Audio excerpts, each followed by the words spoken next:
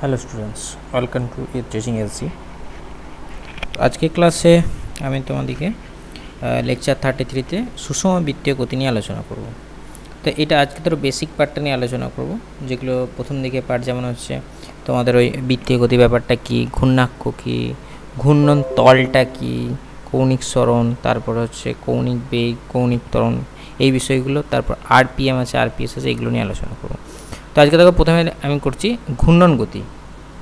তোমরা যে চলন গতি, তারপরে বৃত্তীয় গতিতে পড়েছো, বৃত্তীয় গতি বা ঘূর্ণন গতি, ওই চলন গতিটা কি এক জায়গা থেকে অন্য জায়গায় যখন মুভ করে তখন সেটাকে বলে ট্রান্সলেশন মোশন। আর যেটা হচ্ছে কি এক জায়গায় থেকে যখন একটা কেন্দ্রের সাপেক্ষে কোনো বস্তু ঘুরতে থাকে তখন সেটা হচ্ছে কি অ্যাকচুয়াল ঘূর্ণন গতি। ঠিক আছে, তাহলে আমি পয়েন্ট করে করে তোমাদেরকে দেখিয়ে দিচ্ছি। দেখো ঘূর্ণন গতি,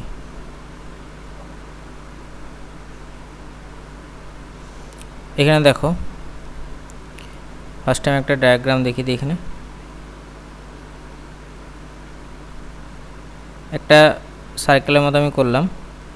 এখানে ধরো একটা সেন্টার দিচ্ছি। এবার সেন্টার থেকে ধরো একটা রেডিয়াস,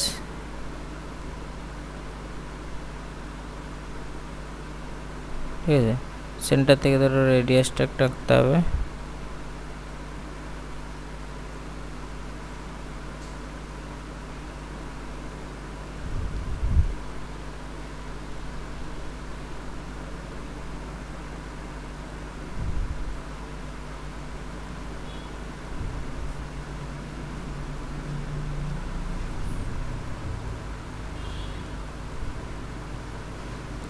ধরো মিডিয়াম আমি একটা এমনি নর্মালি এঁকে দিলাম।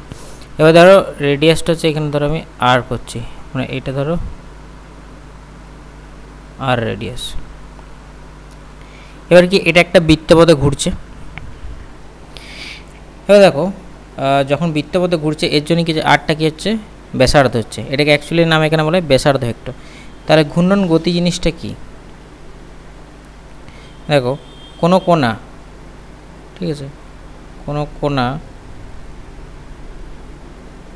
কোনো বিন্দুকে, ধরো ওই যে আমি সেন্টারের নাম দিয়েছি ও, তাহলে কোনো বিন্দুকে কেন্দ্র করে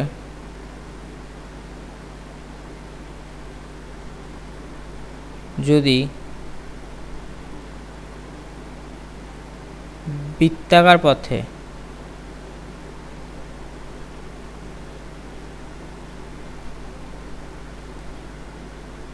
ঘূর্ণায়মান হয়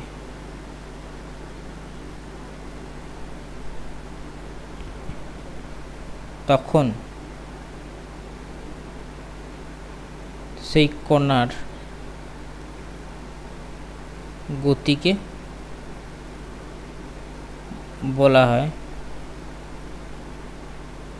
ঘূর্ণন গতি।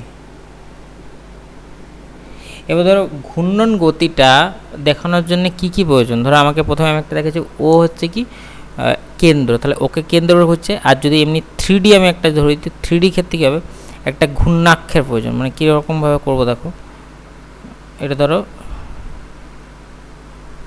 এরকম ধরো একটা প্লেন, এখানে ধরো সেন্টারের মধ্য দিয়ে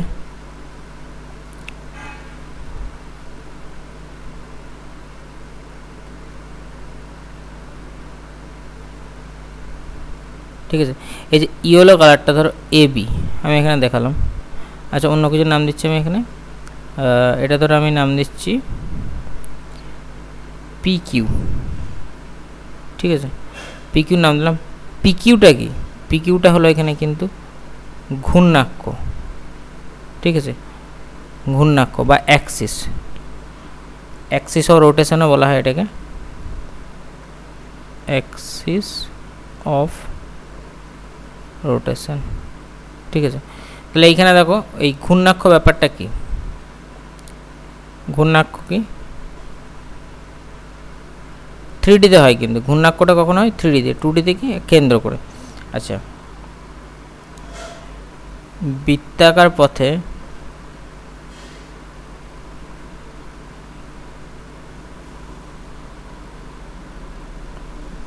কেন্দ্রের মধ্য দিয়ে, ধরো এটা হচ্ছে সেন্টারটাই, যে এটা 3D শেপে,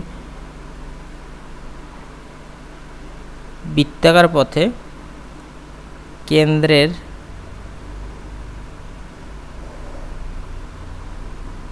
মধ্য দিয়ে ও তলের অভিলম্ব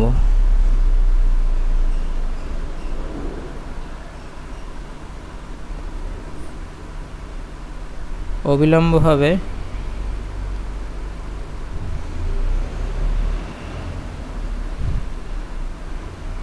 অঙ্কিত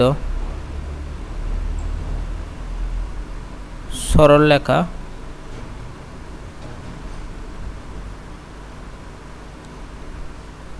সরলরেখাকে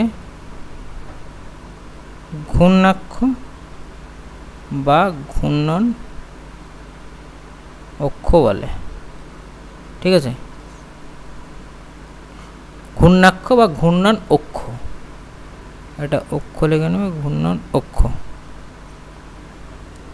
তা এখানে দেখো বা অ্যাক্সিস অফ রোটেশন বলে।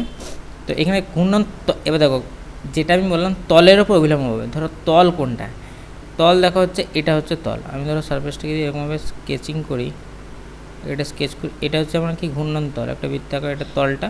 এই তলটার সাথে পারপেন্ডিকুলার, মানে এটা ধরো এই কোণটা, এই তলটার সাথে এই কোণটা আমার কত আছে, ধরো এইটা যেটা দেখাচ্ছে এটা,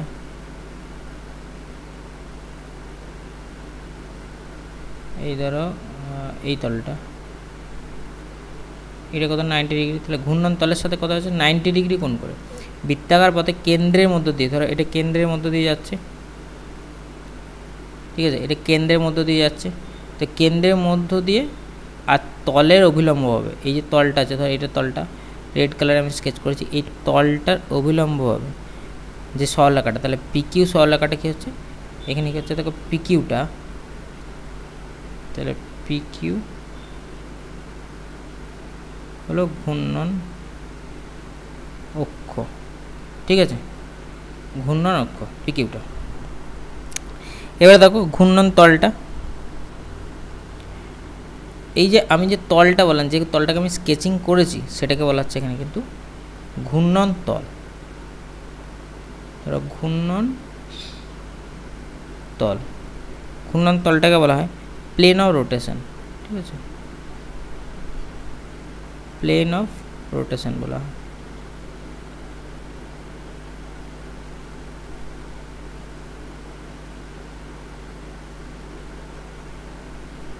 ঠিক আছে, প্লেন অফ রোটেশনের ব্যাপারটা কি লিখবে, যে এই যে তলটা আমি নিয়েছি বৃত্তাকার পথের তলটা, মানে আর ব্যাসার্ধ, ওই এখানে ছবিটা নিয়েছি আর ব্যাসার্ধের বৃত্তাকার পথের তলই হলো ঘূর্ণন তল। এখানে আমার ছবিটা অনুযায়ী, ঠিক আছে, এটা যে আর ব্যাসার্ধে যে বৃত্তপত্র নিয়েছি, এখান ধরো আমি আর এঁকে দিচ্ছি, এখানটায় এটা ধরো আর নিয়েছিল, আর ব্যাসার্ধে বৃত্তপথে যে তলটা আমি কল্পনা করেছি সেই তলটাকে বলা হচ্ছে আমার ঘূর্ণন তল।